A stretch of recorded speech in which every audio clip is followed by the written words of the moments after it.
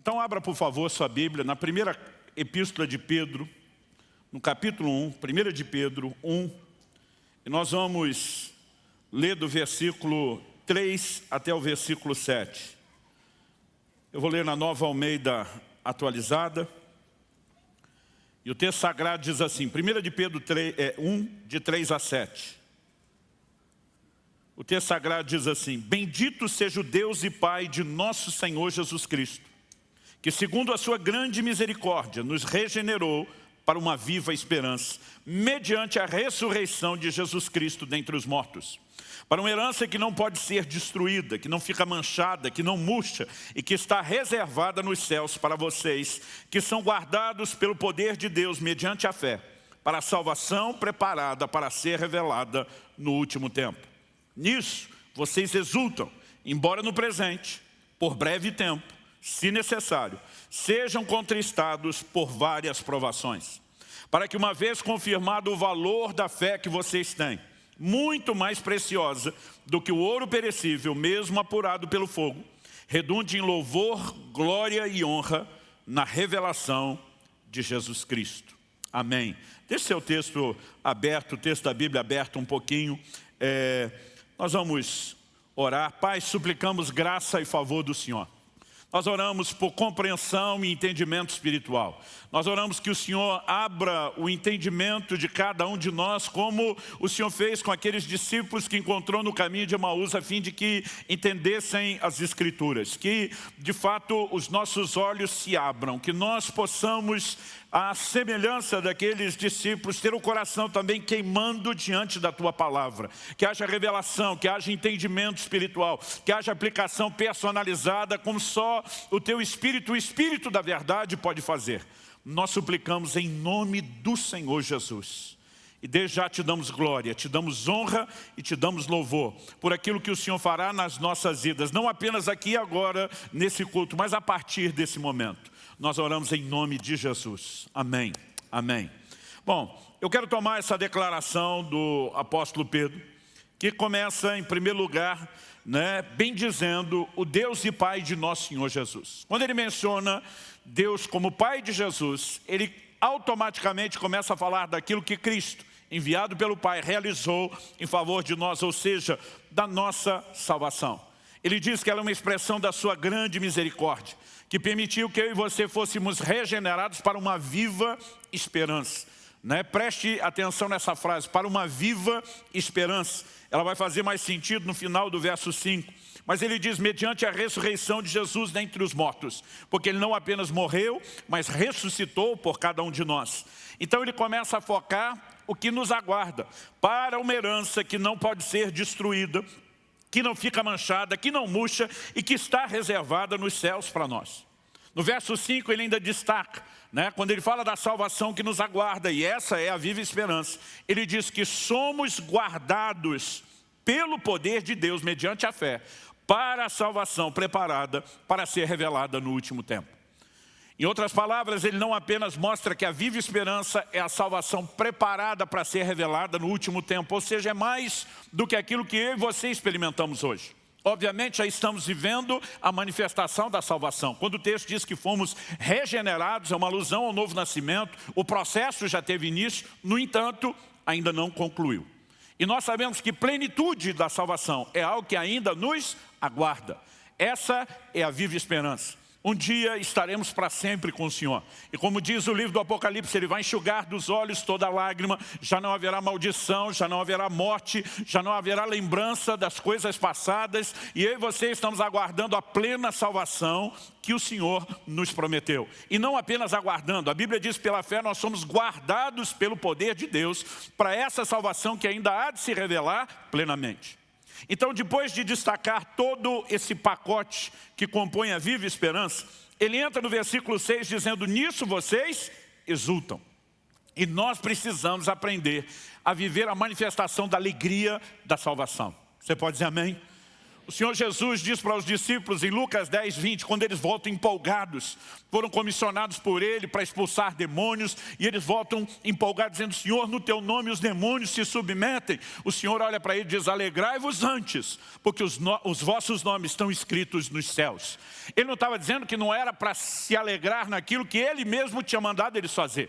Ele não estava dizendo que aquilo não era motivo de alegria. Ver o mover de Deus nesse tempo, na era presente, é muito top. Mas Ele está dizendo, há um motivo de alegria muito maior do que qualquer intervenção terrena e imediata. É a salvação eterna que nos aguarda. E nós precisamos viver isso que a Bíblia chama de alegria da salvação. Então Pedro está dizendo, nisso vocês exultam. Aí vem um embora. Aí ele afirma, no tempo presente, ou seja, estamos exultando na salvação futura, mas agora, no tempo presente, eu gosto que ele acrescenta a frase, por breve tempo. Deus seja louvado que essa frase, por breve tempo, não é apenas comparar a vida atual terrena com a eternidade. Mas é que mesmo agora, nessa vida terrena, nós não vamos viver provações 24 horas por dia, 7 dias por semana, ininterruptamente, mês após mês e ano após ano. No entanto, não dá para negar que elas são parte da vida cristã. Então ele diz assim, embora no tempo presente, por breve tempo, se necessário, sejam contristados por várias provações. Não só provações, mas várias provações. Há uma promessa aqui no plural. E depois de apresentar essas provações que contristam, que geram um choque entre a alegria da esperança da salvação futura com a realidade de tribulações do tempo presente. No verso 7, ele entra dizendo, para que uma vez confirmado o valor da fé que vocês têm, muito mais preciosa do que o ouro perecível, mesmo apurado pelo fogo, resulte em louvor, glória e honra na revelação de Jesus Cristo. Aqui ele começa a trabalhar um pouco a ideia e a natureza, ou o motivo das provações que eu e você enfrentamos. Aliás, há um jogo de palavras aqui que eu e você precisamos considerar. Quando, no início do versículo 6, ele diz, na verdade, no início do versículo 7, quando ele diz, para que uma vez confirmado o valor da fé que vocês têm, essa expressão aqui traduzida na Nova Almeida atualizada, na atualizada a clássica valor, ela na verdade é a palavra grega que significa, por exemplo, na tradução brasileira, que é mais antiga, é uma tradução clássica, ela foi traduzida como prova. Até porque a palavra que aparece aqui no original grego, dokimion, ela significa literalmente ação de provar aquilo pelo qual algo é testado ou provado. Ou seja, a tradução de valor aqui só cabe na ideia de um reconhecimento de algo que depois de ter passado pelo teste é reconhecido como de alta qualidade. Mas ele usa a expressão para que a prova da vossa fé, e é muito importante que a gente observe esse jogo de palavras. Ele diz, mais preciosa do que o ouro perecível, mesmo apurado por fogo. A tradução aqui da palavra apurado por fogo, né, ela é a palavra grega dokimazo. É uma derivação de dokimion que nós lemos. Significa testar, examinar, provar, verificar alguma coisa se é genuína ou não. Então, ele faz um jogo de palavras entre a nossa fé e o ouro. Em primeiro lugar, para destacar que a nossa fé é mais valiosa do que qualquer coisa terrena. E quando se fala ouro na antiguidade, se referia a dinheiro, a posses, a conquistas materiais, algo que o ser humano sempre deu valor. Mas a Bíblia está dizendo que a fé que eu e você temos, ela é mais valiosa do que qualquer coisa presente. Porque elas são perecíveis, elas têm prazo de validade. A minha e a sua fé diz respeito a uma salvação eterna, que não tem fim, que não tem prazo de validade.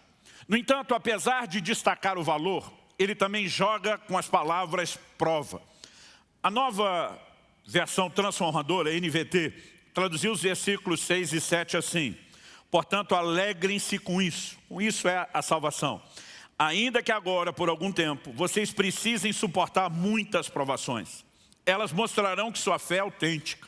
Como o fogo prova e purifica o ouro, assim sua fé está sendo experimentada. E ela é muito mais preciosa do que o simples ouro.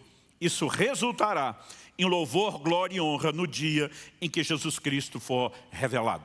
O que significa um ouro provado? os ourives, as pessoas trabalhavam com os metais desde a antiguidade, sabiam que o ouro precisava passar pelo fogo.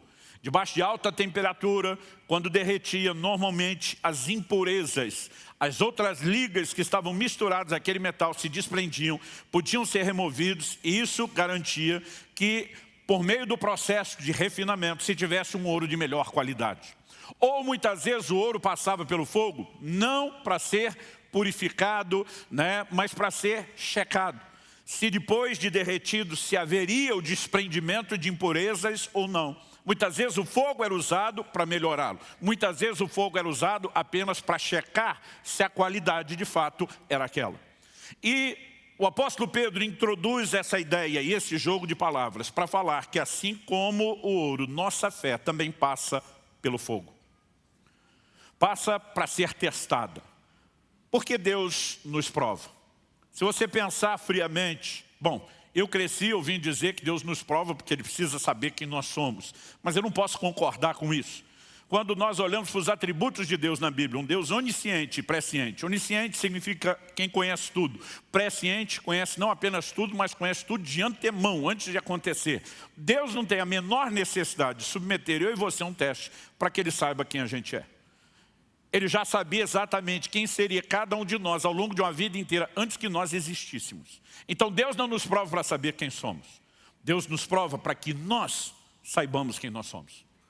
Ele quer expor a realidade para mim e para você. E muitas vezes debaixo do fogo, duas coisas podem acontecer, eu vejo as duas como positivas. Primeiro, Ele pode expor impurezas, defeitos, imperfeições, limitações que ainda existem em nós. Pastor, mas se está aparecendo imperfeições, o senhor acredita que é positivo? Sim. Porque quando o ouro passava pelo fogo e as impurezas apareciam, era a oportunidade de removê-las para que ele se tornasse melhor. Agora, quando um ouro passava pelo fogo e apenas era conferido que não havia necessidade de remover nada, nós, aplicando isso à fé, também podemos dizer que é positivo. Quando você passa na prova, você tem algo positivo. Quando você não passa, você tem a oportunidade de melhorar para que na próxima prova você tenha aquele atestado de qualidade. Então a verdade é que a minha e a sua fé será testada e ela passará por provas de fogo. Esse é o título da minha mensagem hoje, provas de fogo. E para falar desse assunto que o Novo Testamento trabalha de uma maneira muito clara, muito explícita, eu quero usar, na verdade, uma história relatada e registrada no Antigo Testamento. Em Daniel, no capítulo 3, nós temos a história dos 3 amigos de Daniel, que com ele se destacaram no cativeiro da Babilônia, Ananias, Misael e Azarias, a quem o rei Nabucodonosor chamou de Sadraque, Mesaque e Abednego. Essa história é autenticada no Novo Testamento. Não apenas Jesus autentica a validade do livro de Daniel nos seus ensinos, mas Hebreus 11:34 fala de alguns que pela fé apagaram a força do fogo. Deus não trata a experiência que eles tiveram como sendo de ordem simbólica, mas um evento literal. É um episódio histórico, único, singular. Desde criança, um dos milagres que mais me chamava a atenção na Bíblia, em especial no Velho Testamento, é essa experiência que eles têm de passar por uma fornalha e saírem não apenas vivos, mas a Bíblia diz que não queimou um fio de cabelo e que quando ele sai, sequer havia cheiro de fumaça. Uma intervenção extraordinária, gloriosa. Mas eu gostaria que nós olhássemos para esse texto. Pensando aqui com esse trilho que nós estamos estabelecendo a partir da declaração de Pedro de que nossa fé será testada e que ela passará por provas de fogo, eu gostaria que nós olhássemos para esse texto com a perspectiva que o Novo Testamento nos direciona. Em 1 Coríntios 10:11, eu gosto muito de citar esse texto, a Bíblia diz que essas coisas, falando dos episódios, dos eventos envolvendo os israelitas, o povo de Deus da antiga aliança, essas coisas foram escritas para nossa advertência, para nosso exemplo de quem são chegados os fins dos tempos. Romanos 15:4 também diz tudo quanto foi escrito, incluindo o capítulo 3 de Daniel, que nós vamos avaliar. Tudo quanto foi escrito, para nosso ensino, foi escrito. E esse episódio, se você puder abrir em Daniel no capítulo 3, nós vamos ler a partir do versículo 13. Enquanto você localiza, eu gostaria de dar um pano de fundo. O rei Nabucodonosor manda levantar uma estátua de ouro e ordena que quando a música fosse tocada, todos se curvassem diante dela. Mas os amigos de Daniel, e a Bíblia não menciona Daniel nesse episódio, como todo o livro sustenta a fidelidade a Deus, o que depois fez com que ele fosse lançado na cova dos leões e tivesse, a semelhança dos seus amigos, um livramento, né? Não acreditamos que Daniel estivesse presente e que tenha se curvado diante da estátua. Como Nabucodonosor se tornou o primeiro imperador, né? O primeiro rei de um domínio de expressão mundial na história da humanidade, nós tínhamos, né? Isso tem que ser levado em conta, eles tinham, na verdade, uma área geográfica gigantesca para ser coberta. Daniel, como parte dos seus administradores, dos seus conselheiros, provavelmente pudesse estar viajando a negócios do rei ou qualquer outra coisa que eu prefiro não tentar inventar ou explicar. Mas a Bíblia não menciona ele. No entanto, seus amigos se recusam a curvar-se diante da estátua, por um motivo muito óbvio. A lei de Deus os proibia de fazer isso. Um dos 10 mandamentos dizia, não farás para ti imagem de escultura. Logo depois de dizer, só o Senhor teu Deus adorarás. Não farás para ti imagem de escultura. Não te curvarás diante delas e nem as adorarás. Quando ele estabelece o decreto, eles se recusam e não se curvam. O rei, em vez de apenas julgá-los, decide oferecer uma segunda oportunidade para que eles possam rever a decisão. Mas eles permanecem firmes e não obedecem à ordem do rei. É a partir desse momento que nós vamos ler a história, do verso 13 ao 30, me acompanhe. O texto sagrado diz assim, então Nabucodonosor, irado e furioso, mandou chamar Sadraque, Mesaque e Abdinego, e eles foram levados à presença do rei. Nabucodonosor lhes disse, Sadraque, Mesaque e Abdinego, é verdade que vocês não prestam culto aos meus deuses, nem adoram a imagem de ouro que levantei? Agora, pois, se vocês estão prontos quando ouvirem o som da trombeta, da flauta, da cítara, da harpa, da lira, da gaita de foles, prostrem-se e adorem a imagem que eu fiz. Mas se não adorarem, serão no mesmo instante lançados na fornalha de fogo ardente. E quem é o Deus que os poderá livrar das minhas mãos? Sadraque, Mesaque e Abdinego responderam ao rei, ó Nabucodonosor, quanto a isso não precisamos nem responder. Se o nosso Deus, a quem servimos, quiser livrar-nos, Ele nos livrará da fornalha de fogo ardente e das suas mãos, ó rei. E mesmo que Ele não nos livre, fique sabendo, ó rei, que não prestaremos culto aos seus deuses, nem adoraremos a imagem de ouro que o Senhor levantou. Então Nabucodonosor se encheu de fúria e o aspecto do seu rosto se alterou em relação a Sadraque, Mesaque e Abdinego. E ordenou que se esquentasse a fornalha 7 vezes mais do que de costume. Ordenou aos soldados mais fortes do seu exército que amarrassem Sadraque, Mesaque e Abdinego e o jogassem na fornalha de fogo ardente. Então esses homens foram amarrados com seus mantos, túnicas, chapéus e as suas outras roupas e foram jogados na fornalha de fogo ardente. Mas porque o rei exigiu urgência, a fornalha estava superaquecida, as chamas do fogo mataram os homens que jogaram Sadraque, Mesaque e Abdinego dentro da fornalha. E os 3 homens, Sadraque, Mesaque e Abdinego, caíram amarrados dentro da fornalha de fogo ardente. Em seguida, o rei Nabucodonosor, muito espantado, se levantou depressa e perguntou aos seus conselheiros, não eram 3 os homens que amarramos e jogamos no fogo? Eles responderam, é verdade, ó rei.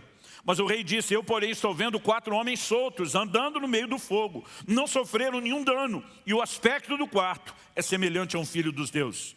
Então Nabucodonosor se aproximou da porta da fornalha de fogo ardente e gritou, Sadraque, Mesaque e Abdinego, servos do Deus Altíssimo, venham para fora, venham cá.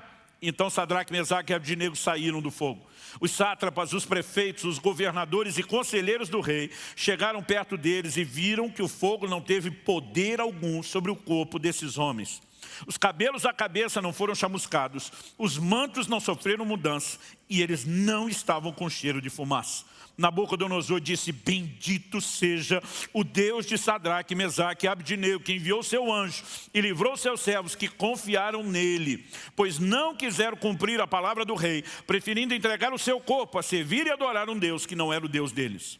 Portanto, faça um decreto, ordenando que todo o povo, nação e língua que disser blasfêmia contra o Deus de Sadraque, Mesaque e Abdinego seja despedaçado, suas casas sejam reduzidas a ruínas, porque não há outro Deus que possa livrar como esse.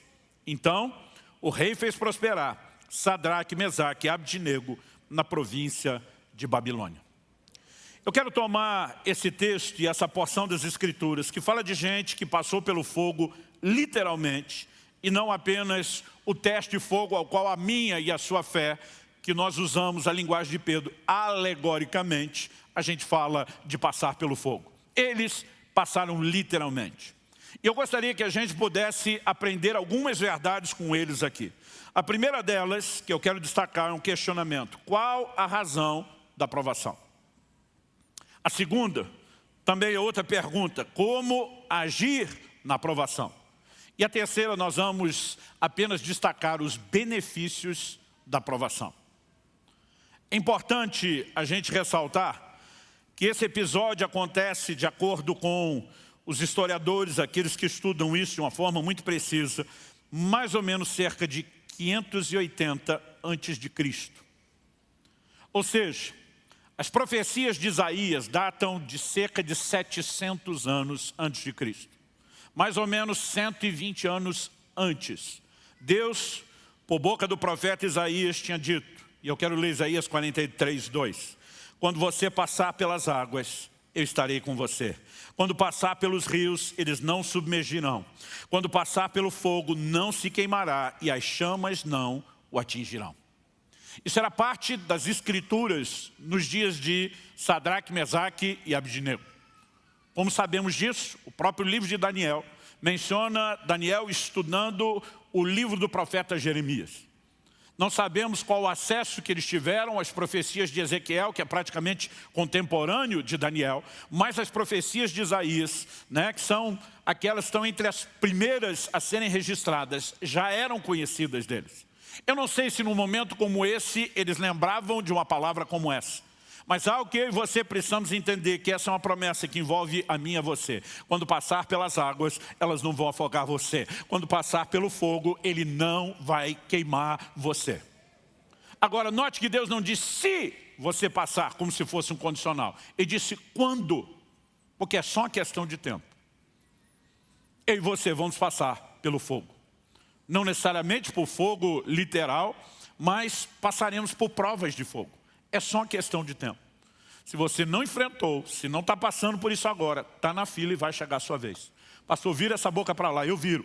Você está na fila, vai chegar a sua vez, mas não importa para onde eu vire a boca, vai acontecer. E eu não estou rogando praga em você. Isso é uma promessa bíblica. Jesus diz em João 16, 33, no mundo tereis aflições. É uma garantia, uma promessa dada pelo Senhor, que diz, passarão os céus e a terra, mas a minha palavra não há de passar. Apesar que eu nunca vejo um crente acordar pela manhã dizendo, Senhor, eu reivindico o cumprimento da tua palavra, o Senhor é fiel, o Senhor prometeu aflições, eu quero minha cota de aflição desse dia. Nunca vi. Pode até ser que alguém tenha feito. Mas um outro dia falou, pastor, esse é aquele tipo de promessa que a gente não precisa nem reivindicar, ela cumpre sozinha, automaticamente. Mas o que você precisamos entender é que Jesus, embora garantiu que a vida cristã envolveria aflições, em Atos 14, 22, Paulo e Barnabé dizem o mesmo. Depois de passar pelas cidades entre os gentios, onde eles tinham estabelecido igrejas, a Bíblia diz que eles vieram fortalecendo o ânimo dos discípulos e exortando-os a compreender que importa que por meio de muitas tribulações herdemos o reino de Deus. Ou seja, se você criou em algum momento desde a sua conversão uma expectativa de que a vida cristã significa tranquilidade, você estava equivocado. Mas Jesus nos mostrou que isso não é motivo para desânimo. E diz, no mundo tereis aflições, mas tende bom ânimo. E ele dá a razão para ter bom ânimo. Ele diz, eu venci o mundo. Outro dia alguém resmungou quando eu falava isso. Ele era Jesus, como quem diz. Ele pode vencer. Eu falei, ei, o mesmo João que registrou a frase de Jesus no seu evangelho, eu venci o mundo, diz lá em 1 de João, no capítulo 5, e todo aquele que é nascido de Deus, isso envolve eu, você, cada um de nós, e todo aquele que é nascido de Deus vence o mundo, e essa é a vitória que vence o mundo, a nossa fé. A mesma fé que é testada pelo fogo pode nos levar a vencer o mesmo fogo que atesta. E eu e você precisamos entender o que significa andar em fé. Pastor Luciano, o senhor não crê numa vida de vitória? Creio. Mas para ter vitória, meu irmão, pressupõe-se que vai ter guerra, que vai ter batalha, que vai ter luta. Acreditar numa vida de vitória que foi prometido pela Escritura é diferente de fantasiar uma vida de tranquilidade. A verdade é que situações surgirão e a nossa fé será testada. Mas eu e você não precisamos ter nisso motivo de desânimo. Pelo contrário, Jesus falou que mesmo em condições como essa, nós podemos e devemos ter bom ânimo. E eu e você precisamos entender que, a despeito daquilo que se oponha à nossa fé, nós precisamos e devemos entender que temos uma provisão de vitória. As provas virão e elas também irão. Em 2 de Pedro 2,9, a Bíblia diz que o Senhor sabe livrar da provação os piedosos. Esse livrar não é apenas impedir que aconteça. O Deus que permite que aconteça, que nos ensina como conduzir nela, também sabe pôr fim a ela, como eu vou falar daqui a pouco. E no final, eu e você podemos não apenas vencer uma situação de adversidade, mas podemos sair melhor do que entramos. Aliás, isso diz respeito, inclusive, ao nosso primeiro ponto aqui. Qual a razão da provação? Em Tiago, no capítulo 1, dos versículos 2 a 4, Tiago diz assim: meus irmãos, tenham por motivo de grande alegria. Se ele falar só alegria, já era um desafio. Mas ele diz: tende por motivo de grande alegria o fato de passarem por várias provações, sabendo que a provação da fé que vocês têm produz perseverança. Ora, a perseverança deve ter ação completa, para que vocês sejam perfeitos e íntegros, sem que lhes falte nada. Pastor, não temos uma contradição entre a declaração de Tiago e a de Pedro. Pedro diz que a gente está exultando na salvação, que ainda vai se manifestar plenamente, mas a gente é contristado, entristecido por provação. Tiago está dizendo que a gente tem que se alegrar. Eles não estão em contradição? Não. Um destaca o que você sente quando o processo inicia. O outro fala onde você deveria colocar os seus olhos, não no processo, mas no resultado final dele. Para explicar isso melhor, em João 16, Jesus diz que a mulher grávida, quando está para dar à luz, ela sente tristeza. Mas depois de ter nascido a criança, ela já não lembra da tristeza, ela tem alegria. Porque o resultado final traz alegria, embora o processo possa entristecer. Pedro está dizendo, quando o processo chega, a reação normal não é dizer, glória a Deus, como esperei o dia da adversidade ou da tribulação. Mas quando você deixa de olhar a dor do processo e consegue focar no resultado, e você entende que isso gera acréscimo à sua fé, quando você entende que isso gera perseverança, ou como o povo gosta de dizer hoje em dia, resiliência, né? Deixa a sua fé mais forte, firme, você mais determinado a caminhar com o Senhor. Nós precisamos então compreender que há um acréscimo. E quando a Bíblia diz, ora, a perseverança deve ter ação completa. Ou seja, onde ela vai nos levar? A esse lugar onde ele diz para que vocês sejam perfeitos, essa palavra significa maduro, completo. Ele diz íntegros ou inteiro, não faltando em coisa alguma. Resumindo, a razão da aprovação é para aperfeiçoar a nossa fé, não é para destruir a nossa fé. Apesar de Jesus ter dito na parábola do semeador que alguns definham porque desanimam diante da prova, eu e você temos recursos divinos para que a gente não precise sucumbir diante da prova e a gente possa sair melhor do que entrou. Se eu e você não soubermos responder à razão da provação, não é porque Deus acordou de mau humor, resmungando consigo mesmo, hoje é dia de maldade, o que é que eu posso fazer para azar a vida dos crentes lá na terra. Se eu e você entendermos que Ele está focando no nosso crescimento e que é parte de um processo necessário, vou citar Atos 14, 22 de novo, importa que por meio de muitas tribulações herdemos o reino de Deus, nós vamos ter uma atitude diferente para enfrentá-lo. Aliás, deixe-me destacar outras duas palavras que aparecem traduzidas como provações aqui nos versículos 2 e 3 de Tiago 1. Quando ele fala para ter por motivo de grande alegria o passar por várias provações, a palavra aqui, e ela é largamente usada na Bíblia para falar disso, é peirasmos. Significa um experimento, uma tentativa, um teste, uma provação, dependendo do contexto, pode ser traduzido como tentação. Mas depois, quando ele diz, sabendo que a provação da fé de vocês, a palavra que ele usa é dokimion.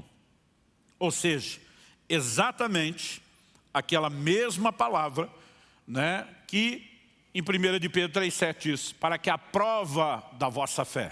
Essa expressão dokimion, ela também significa a ação de provar, aquilo pelo qual algo é testado, provado.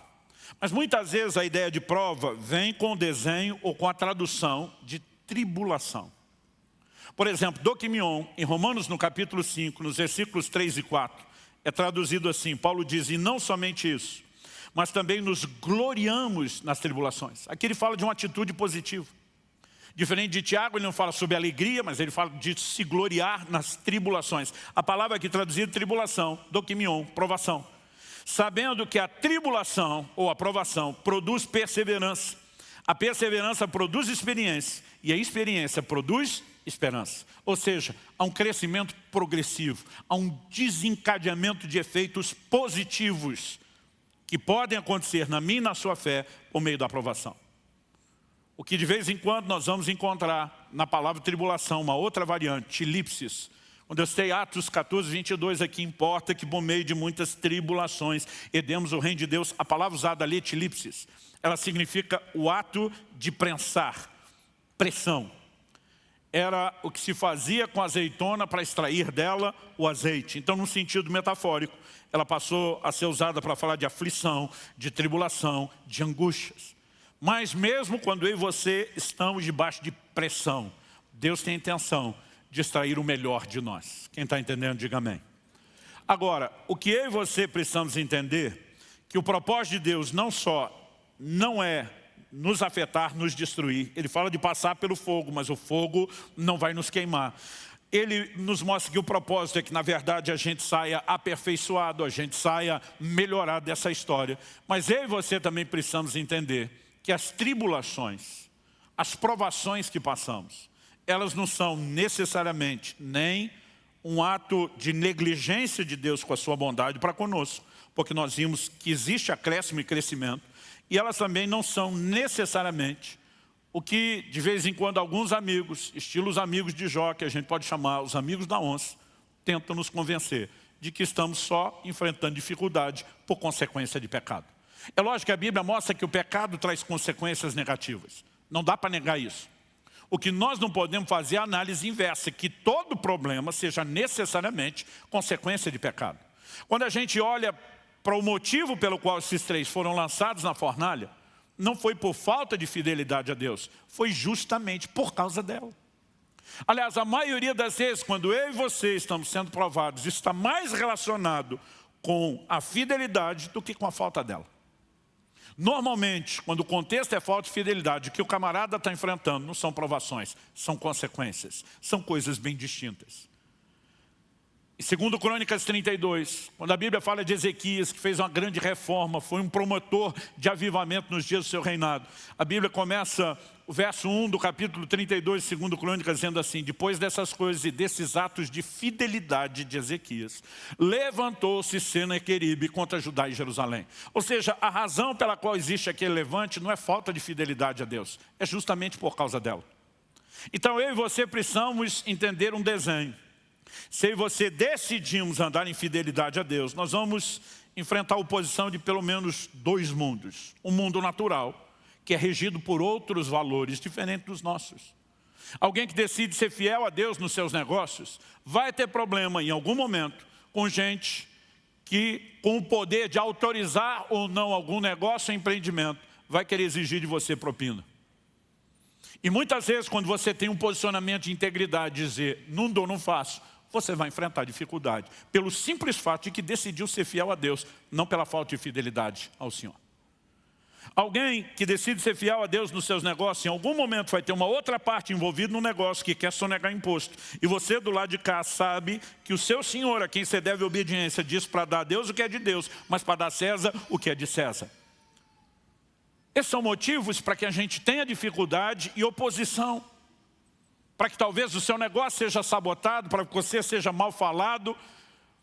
Agora, não bastasse o reino natural, nós ainda temos o reino espiritual. Há um levante das trevas contra cada um de nós, simplesmente pelo fato de que decidimos servir a Deus.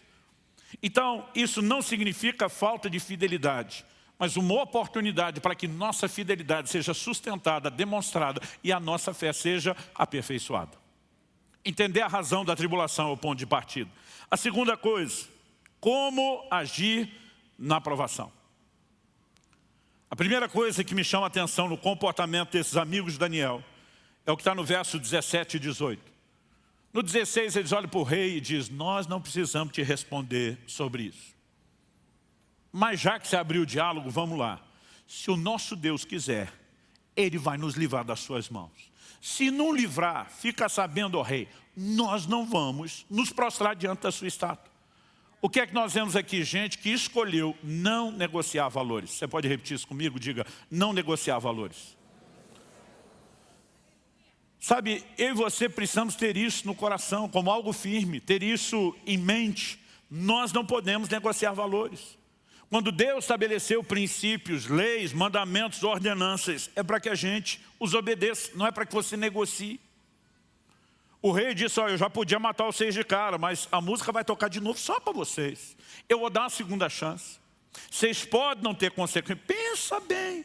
Eles olham e dizem, não temos o que pensar, não tenho o que falar, não tenho o que conversar. Nós não vamos dobrar e ponto final. Se Deus quiser, Ele livra. Mas se não livrar, nós vamos permanecer fiéis. Ou seja, nós não estamos sendo fiéis só para ter o favor de Deus, que é livramento.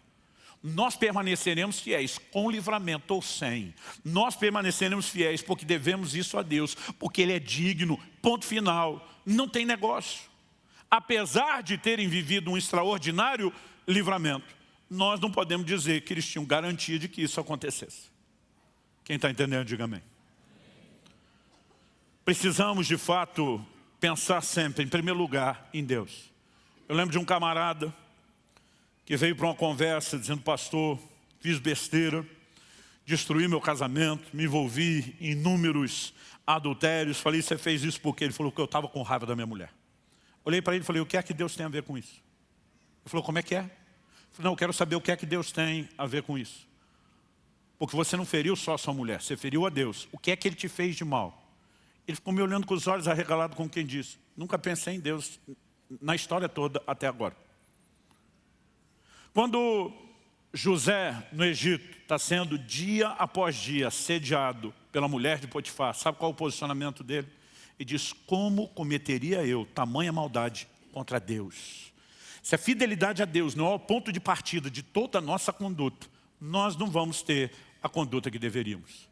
Mas nós precisamos entender, antes de mais nada, antes de qualquer pessoa vendo ou não vendo o que acontece, há um Deus a quem devemos honrar. Há um Deus diante do qual nós não podemos e nem devemos negociar valores. Quem está entendendo, diga amém. Então, não se negocia valores. A segunda coisa a ser dita e destacada aqui é que eles conseguiram, no meio dessa situação, desfrutar da presença do Senhor. Pastor, de onde o Senhor está tirando isso? Versos 24 e 25. O rei vira para os seus conselheiros e diz, nós não lançamos 3 homens no fogo. Os caras dizem, é verdade. E diz, mas eu estou vendo 4. Ele está dizendo, tem um ali que nós não jogamos. E diz, e ele é semelhante a um filho dos deuses. Ele não consegue explicar, mas ele diz, o quarto não é normal, o quarto não é comum, o quarto não é como os outros 3. Lá na frente, tentando explicar, quando ele bendiz o Deus Sadraque, Mesaque e Abdinego, ele diz, ele enviou seu anjo. Aqui ele diz, semelhante a um filho dos deuses. Eu e você precisamos levar em consideração o que é essa manifestação. O Velho Testamento tem muitas manifestações de um ser que é chamado de o anjo do Senhor. Mas sempre que você vê a palavra o, artigo definido, e não um artigo indefinido, um anjo. Quando você vê o anjo, preste atenção que o que você tem ali não é um anjo qualquer. Isso é o que na teologia nós chamamos de uma teofania, uma manifestação do próprio Deus. É atribuído ao anjo do Senhor o nome, qualidades e ações que só Deus pode operar, que nenhum anjo pode fazer. Então, quando falamos dessas aparições de o e não um anjo do Senhor, há quase que um consenso entre os estudiosos comentaristas bíblicos que se trate de uma manifestação do próprio Jesus. Porque, de acordo com as palavras do próprio Cristo, é Ele quem revela o Pai. E nós não temos motivo para presumir que Ele só decidiu revelar o Pai a partir do momento da encarnação. Então, eu particularmente acredito que quando Ele olha e não sabe explicar e diz, parece um filho dos deuses, ele tem algum tipo de percepção que a mente não sabe explicar, que se trata do próprio Filho de Deus. Minha convicção pessoal é que o quarto homem na fornalha é uma aparição do próprio Jesus. Nós só vamos poder checar isso com certeza lá no céu. Mas isso é uma convicção firme que eu carrego dentro de mim. Agora vamos pensar. Pastor, o senhor está falando de desfrutar a presença? Sim, porque a Bíblia não fala só da aparição. Não fala de alguém que é semelhante de um filme da Marvel, aparece lá, afasta o fogo, deixa todo mundo guardado. A Bíblia diz, eu vejo 4 homens que andam passeando no meio do fogo. Estão andando no meio do fogo. Gente, fala sério, é uma fornalha. Não é uma praça, não é um jardim, não é um shopping center. O que é que tem para fazer lá dentro? Por que é que estão andando dentro da fornalha? Eu imagino na minha cabeça o anjo do Senhor dizendo, vamos para as partes mais quentes da fornalha. Faço questão de mostrar o meu poder. Eu fico imaginando o que é que está rolando ali, gente. Nós não temos nenhum indício que sugira que demorou tempo demais. Mas quando eu olho para o fato deles estarem caminhando, andando, eu imagino, rolou um momento de muita descontração ali. Eu acredito que eles foram sobrenaturalmente tocados, sustentados e ministrados pela manifestação daquela presença de Deus.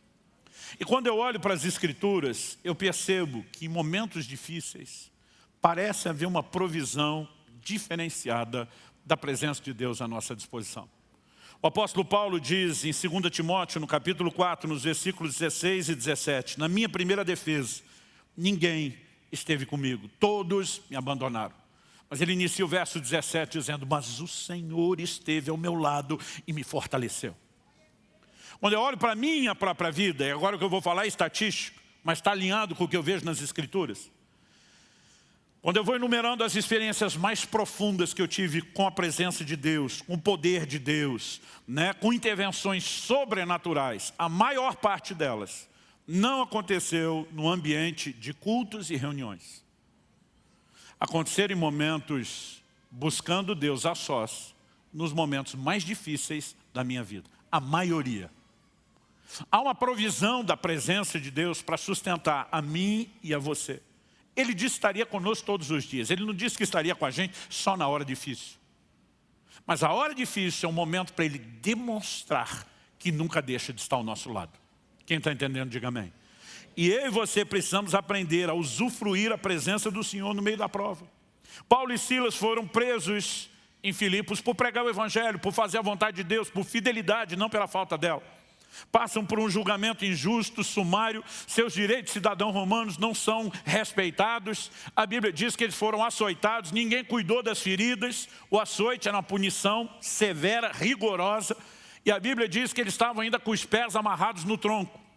O que para muitos sugerem que também não era nenhuma posição confortável. Mas a Bíblia diz lá pela meia-noite, esses dois não dormiam, não deixavam os presos dormir. Porque meia-noite naquela época, diferente de hoje, quando muitos de nós não fomos para a cama, era metade da noite mesmo.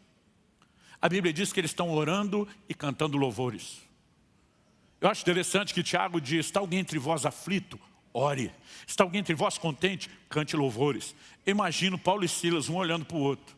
E diz, estamos na prova, meu irmão, estamos aflitos, bora orar. Mas tem um motivo de alegria mesmo na prova, bora louvar.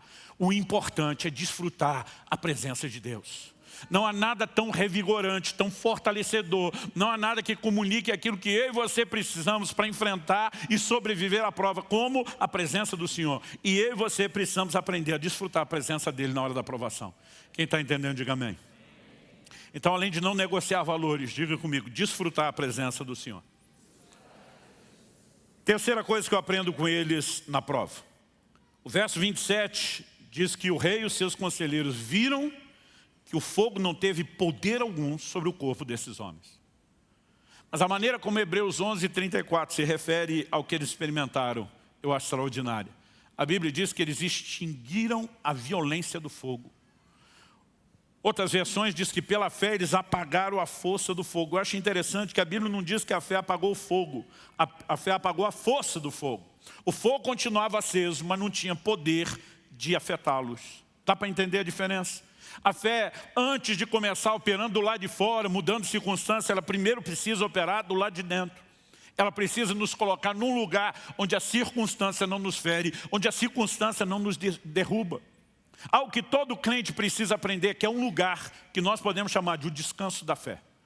Hebreus 4:3 diz, nós os que cremos entramos no descanso. Sabe, eu tenho visto gente, aqueles que eu gosto de chamar de crente raiz, que eles estão, às vezes, no meio de uma fornalha, de uma prova de fogo, mas entraram nesse lugar de fé, onde mesmo não tendo saído do fogo, eles apagaram a força do fogo. O fogo não tem poder sobre eles. Me lembro de um irmão específico, enfrentando um perrengue assim daqueles do mais alto nível, uma prova dessa, uma fornalha mesmo da aprovação. Encontro esse camarada um dia na rua, digo: e aí, meu irmão, tudo bem? Ele: tudo bem, glória a Deus. Mas pensa num cara empolgado, aleluiado. Olhei para ele e falei: já resolveu aquela situação? Porque era tanta empolgação. Ele falou: ainda não, mas é só uma questão de tempo. Deus está no comando, Deus está no controle, Deus é fiel, Ele vai agir, vai intervir. Olhei e falei: pode estar no meio do fogo, mas o fogo não tem poder sobre ele. Agora, de vez em quando, você encontra uns crentes Nutella, e não esses raiz. Que Deus nos livre e guarde. Tem gente que, além de você não encorajar ele te desanima. Eu lembro de um que uma vez fui visitar, falei: ei, meu irmão, como está a fé? Ele olhou para mim e disse: que fé? Eu já tomei um choque. Aí acho que ele viu que tinha, se exposto muito, falou: não, é porque tem a fé para circunstância, a fé para salvação. Falei: agora que você tocou nas duas, quero saber das duas. Aí ele viu que não tinha para onde correr e falou: pastor, a fé para salvação, eu estou tentando crer na doutrina da repescagem, para ver se eu subo em segunda chamada, que na primeira já não rola. Eu falei: a fé para a circunstância? Ele falou: um pouquinho pior. Até quando eu vejo a luz no fim do túnel, eu acho que é o trem que entrou para me pegar. Gente, eu saí de lá precisando de oração.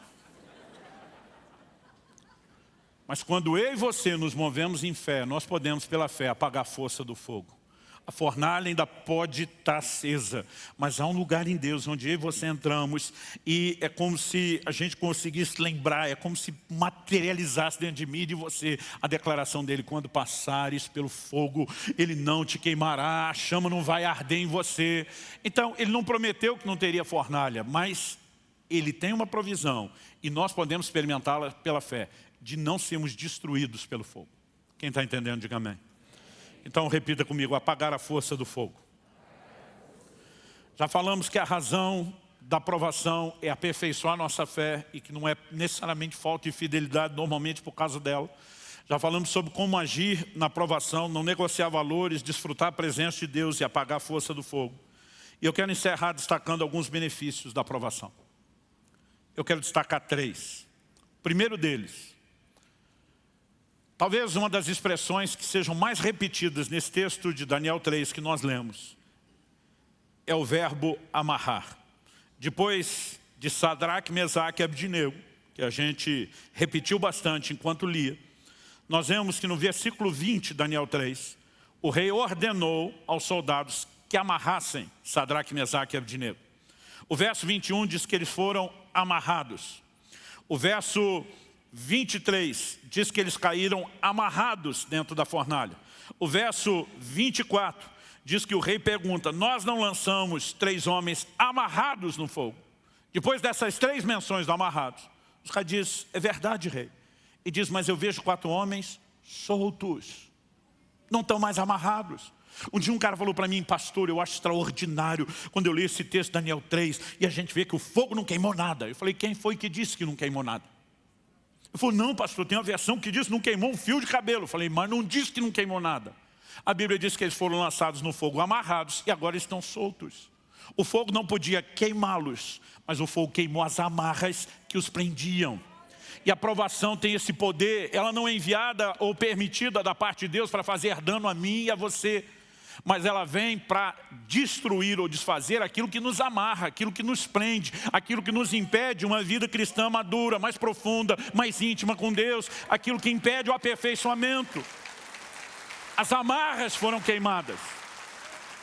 E sabe, eu e você temos por motivo de grande alegria, não é a provação em si, não é aquela expectativa de vou passar pelo fogo, mas é uma certeza: se passar o fogo não me queima, mas vai queimar as minhas amarras. Eu vou sair dessa melhor do que entrei.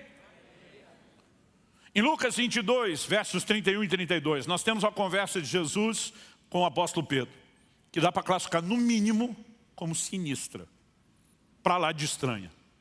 Jesus diz assim: Simão, Simão. Aliás, por 7 vezes... você vai encontrar na Bíblia Deus chamando alguém pelo nome 2 vezes seguida. Em todas as 7, quando você vai avaliar, nós temos uma crise. É um padrão. Eu creio que se Simão já tivesse essa revelação, se o Pedrão já soubesse disso, já teria gelado a espinha só de ouvir Simão, Simão. Ele já ia pensar: deu ruim. Jesus diz para ele, Satanás pediu para peneirar vocês como se peneira o trigo. Qual o propósito de peneirar o trigo?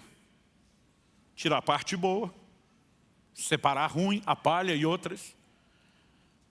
Eu imagino Pedro, num momento, imagina a conversa, Jesus fazendo uma pausa dramática depois disso. Imagino Pedro do lado de cá, olhando para eles, irmão, o Senhor não ia permitir uma coisa dessa, né, Jesus? Imagino o Jesus segurando um pouquinho mais o silêncio, talvez até dando uma assobiada. E Pedro lá de cá, Senhor, o Senhor não ia permitir uma coisa dessa. E qual foi a resposta de Jesus? Na sequência, Jesus diz assim, mas eu roguei por ti. Esse eu roguei por ti não é para que você seja guardado da peneira. Jesus diz, eu roguei por ti para que a tua fé não desfaleça. Em outras palavras, permissão concedida, Pedro. A peneira vai comer solta. Mas isso não significa que eu esteja virando as costas para você. Eu roguei por ti. Você sabia que o livro de Hebreus diz que o ministério atual de Jesus é intercessão? Que como sacerdote ele vive para interceder por nós. Não é só Pedro que teve o privilégio de ter Jesus intercedendo por ele. Ele intercede por cada um de nós. E quando você estiver no meio da prova, entenda que ele não vem ali no fogo apenas para dizer, estou fiscalizando o comportamento de vocês na prova. Ele vem para fortalecer, ele vem para comunicar, eu não abandono vocês, eu não viro as costas, eu não desisto de vocês. Ele tem um compromisso conosco, ele diz, eis que estou convosco todos os dias, até a consumação dos séculos. Sabe, ele não vai virar as costas. Aí ele diz, Pedro, eu roguei por ti para que a tua fé não desfaleça. Ou seja, não vou permitir você passar por isso para que isso acabe com a sua fé. Pelo contrário, você vai não apenas sobreviver, Pedro, você vai sair dessa melhor do que entrou. Jesus depois de dizer, eu roguei por ti para que a tua fé não desfaleça, diz, e tu quando te converteres, fortalece os teus irmãos. Ele diz, você vai sair um cara melhor, Pedro, e eu vou usar aquilo que vai acontecer em você, eu vou usar esse aperfeiçoamento para que você fortaleça outros. Ou seja, o lucro não vai ser só seu, vai ser de outros, vai ser do reino de Deus, o lucro vai ser meu, Pedro. Então, segura a onda. Eu e você precisamos carregar essa certeza. Amarras queimadas. Nós não vamos sair piores, nós vamos sair melhores. Segundo benefício da aprovação. O verso 27 diz, quando eles saíram, não havia neles cheiro de fumaça. Irmão, você não precisa estar no fogo para ter cheiro de fumaça, só está perto dele. O próprio rei com seus conselheiros, embora não chegaram perto o suficiente para a semelhança dos homens que os lançaram, morreram. Apesar de estarem distantes, eles não estão tão longe porque estão vendo o que acontece na fornalha. O próprio imperador com seus conselheiros devia estar tudo defumado àquela altura. Quando a Bíblia fala de uma fornalha, acredita-se que era uma fornalha de fundição de metais. Mas ele mandou aquecê-la 7 vezes mais do que o costume. Não tem como aquela turma toda não estar defumada, mas os 3 que entraram, saem sem cheiro de fumaça. O que isso me comunica? Que quando eu e você saímos da prova de fogo, nós não vamos sair tudo traumatizado. Tipo, não posso mais acender a chama do fogão, né, por causa do trauma da fornalha que eu enfrentei, tipo, o gato escaldado tem medo de água fria. Eu e você, não vamos também sair com amnésia. Nós vamos lembrar o que Deus fez, como Ele nos sustentou, como nós crescemos, mas não vai ter marcas. Não haverá um saldo negativo. Não haverá cheiro de fumaça. Quem está entendendo, diga amém. Deus seja louvado. Eu preciso correr e vocês têm que me ouvir mais rápido. Terceiro e último benefício. Há uma exaltação depois da prova. Além de saírem com amarras queimadas, sem cheiro de fumaça. O verso mostra que além do rei Nabucodonosor exaltar o Deus Sadraque, Mesaque e Abdinego, baixar um decreto honrando ele e punindo toda a blasfêmia contra o Deus deles. O verso 30 diz que o rei os fez prosperar. Ele já tinha um cargo de muita distinção. Ele já tinha uma posição diferenciada na corte de um rei, que era o primeiro camarada à frente de um império mundial. Mas depois disso, eles prosperaram ainda mais. Há uma mensagem sendo comunicada para mim e para você. Depois da exaltação, depois da aprovação, sempre haverá uma exaltação. Há uma exaltação depois da prova. O Senhor sabe, como citamos 2 de Pedro 2,9, livrar da aprovação os piedosos. O mesmo Deus que permite, sabe por um ponto final. Quando a Bíblia diz é por breve tempo, não significa que eu e você vão viver na fornalha a vida toda enquanto estamos aqui na terra e que isso só cessa quando entrarmos no céu. Mesmo aqui agora, ela tem prazo de validade. Embora muitas vezes o tamanho da prova depende da sua atitude. A nação de Israel passou 40 anos no deserto e o final do capítulo 3 de Hebreus nos mostra que eles saem reprovados. Jesus com 40 dias, não 40 anos, liquidou a fatura e sai aprovado. Quanto tempo dura a sua prova também vai depender da sua atitude e não de Deus, mas o propósito é que elas não sejam permanentes. Elas têm fim e ao final, Tiago capítulo 1, verso 12 fala de um bom desfecho. E diz assim, bem-aventurado é aquele que suporta com perseverança a provação, porque depois de ter sido aprovado, receberá a coroa da vida, a qual o Senhor prometeu aos que o amam. Qual é o bom desfecho da prova? Em primeiro lugar, você a suportou com perseverança. Você não desanimou, não deixou de crer, não deixou de usufruir a presença de Deus. Mas a Bíblia diz, depois de aprovado, e a ideia é que diante da prova, nós sejamos aprovados e não reprovados. A Bíblia diz, receberá a coroa da vida. Já desde a época do Império Grego, e essa afirmação é feita por Tiago já nos dias do Império Romano, mas o costume perpetuava. Desde os dias do Império Grego, quando começaram as disputas esportivas, um corredor era premiado com os chamados louros da vitória. Era uma coroa feita ali com vegetais, perecível, não durava muito. Mas ele está dizendo que a coroa que Deus tem para nós não é perecível. É a coroa da vida. Ou seja, eu e você precisamos pensar num desenho de exaltação que também não é só a vida terrena. Um dia eu estava falando de exaltação depois da prova e alguém me perguntou, e Estevão? Foi fiel, mas morreu, tipo, não experimentou nada de bom. Eu falei, nessa vida ele não teve exaltação, mas depois dela teve uma baita exaltação. O cara ficou me olhando com a cara de, o que você está falando? Eu falei, olha o capítulo 7.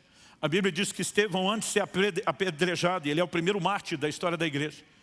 A Bíblia diz que, cheio do Espírito Santo, ele diz, eis que vejo os céus abertos e o Filho do Homem em pé à direita de Deus. Você vai ver o Novo Testamento falando muito de Jesus assentado à direita de Deus. Esse é o único texto que menciona ele em pé. E você precisa entender Jesus assentado pela lente cultural. Reis, governantes, pessoas que estavam em autoridade, quando vinham para as audiências públicas, ficavam sentados no trono. Isso era uma maneira de comunicar quem tinha autoridade. Quem vinha para a audiência seria julgado, ficava de pé. Em Êxodo 18, por exemplo, Jetro, o sogro de Moisés, diz para ele, você fica sentado o dia inteiro e o povo passa o dia de pé. Eu, quando garoto, lia isso, pensava, Moisés é folgado, só ele quer ficar sentado. Não, era o cultural. Quem julgava e tinha autoridade sentado, quem não tinha ficava de pé. Você não vai ver o rei da audiência em pé, porque isso sustenta a posição de autoridade. Quando Estevão está dizendo, eu vejo o Filho do Homem em pé, meu amigo, nós precisamos pensar que tem uma mensagem sendo comunicada aqui. Para mim, vou te dizer com a minha leitura, Jesus está adiantando, abrindo os olhos, dando uma visão para Estevão antes que ele entre. Para um cara como você, que me honra até o fim, fiel até a morte, eu me levanto do trono para te receber com honra nesse lugar. Há uma exaltação depois da prova. Se não for nessa vida, tem algo melhor nos aguardando depois. Mas eu e você temos todos os motivos para suportarmos com perseverança a provação. Gente, a Bíblia falava de provação antes da pandemia. Nós vamos precisar dessas verdades depois. Porque muda o que a gente passa. Mas o fato é que nós vamos seguir enfrentando provações. O importante é que no final, eu e você saiamos aprovados e não reprovados. Então veio aqui hoje te dizer, não desanime, não importa o que você passa. Lembre de Jesus dizendo, tenha bom ânimo. Eu venci o mundo e todo aquele que é nascido de Deus vence o mundo. E essa é a vitória que vence o mundo, a vossa fé. É o que permite você apagar a força do fogo, ainda que a fornalha esteja acesa. Lembre-se que depois de aprovado haverá recompensa. Nós temos recompensas imediatas, das amarras queimadas, a presença de Deus que desfrutamos, intervenções que Deus realiza, mas nós temos também recompensas eternas. Vamos ficar em pé. Eu gostaria que você orasse comigo.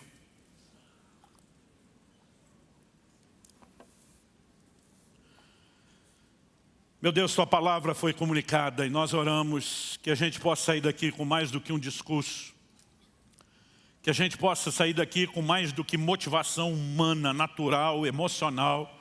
Eu oro por fortalecimento sobrenatural na vida dos meus irmãos e irmãs.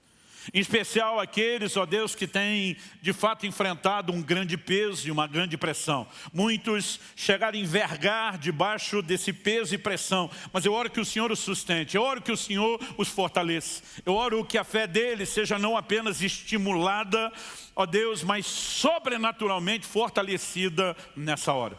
Eu oro por cada um dos meus irmãos e irmãs nesse lugar. Oro por aqueles que nos acompanham nessa hora, por meio dessa transmissão ao vivo. Oro por aqueles que terão contato com essa palavra gravada e que no momento em que estão, ó Deus, participando e assistindo, eu oro que o Teu poder e a Tua graça também os envolvam.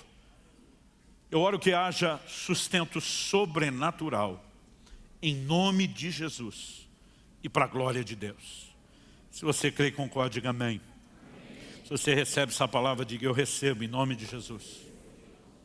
Amém.